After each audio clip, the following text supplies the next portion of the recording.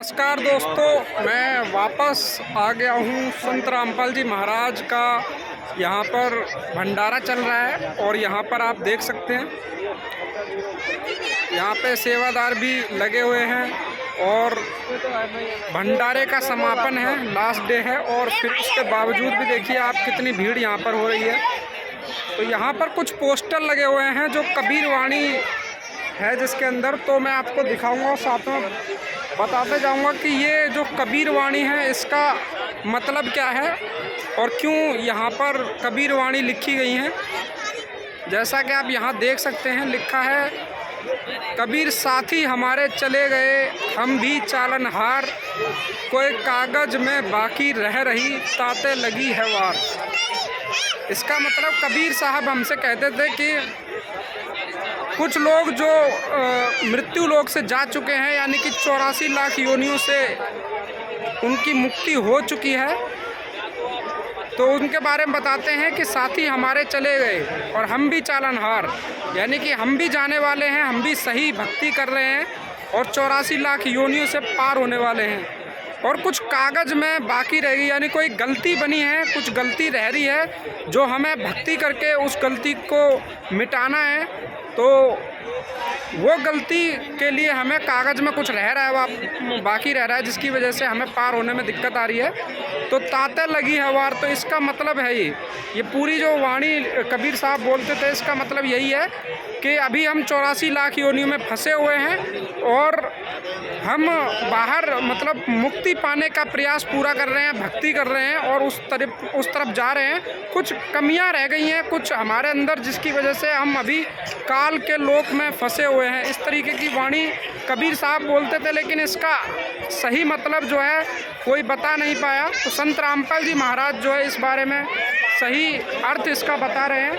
इसके अलावा आगे आप देख सकते हैं, यहाँ पे भी एक पोस्टर लगा हुआ है, यहाँ पे लिखा हुआ है कि गरीब समर्थ तू जगदीश है, सतगुरु साहिब सार, मैं शरणगति आई या तुम हो अधम आधार।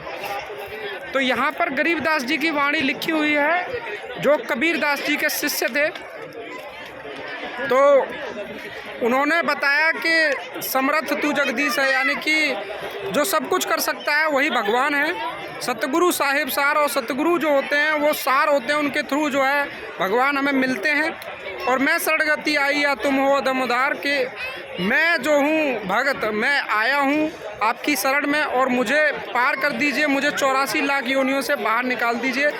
तो ये कुछ कबीर साहब के दोहे इधर आप देख सकते हैं और इधर उनके शिष्य गरीबदास जी महाराज के भी जो है यहाँ पर पोस्टर लगे हुए हैं। इनमें बताया गया है, इन लोक पंक्तियों के माध्यम से, इन जो वाणी है, इन वाणियों के माध्यम से बहुत कुछ बताने की कोशिश की है। संत रामपाल जी महाराज भी इस बारे में बताने का प्रयास कर रहे हैं लोगों को, इन पोस्टर के माध्यम से और इन वाणियों के माध्यम से बताना चाहते हैं कि कबीर साहब जो आए थे वो क्या कह रहे थे। यहाँ पे भी एक वाणी लिखी हुई है, जा दिन सतगुरु भेंटिया वो दिन लेके जान, बाकी समय व्यर्थ गया बिना गुरु के ज्ञान।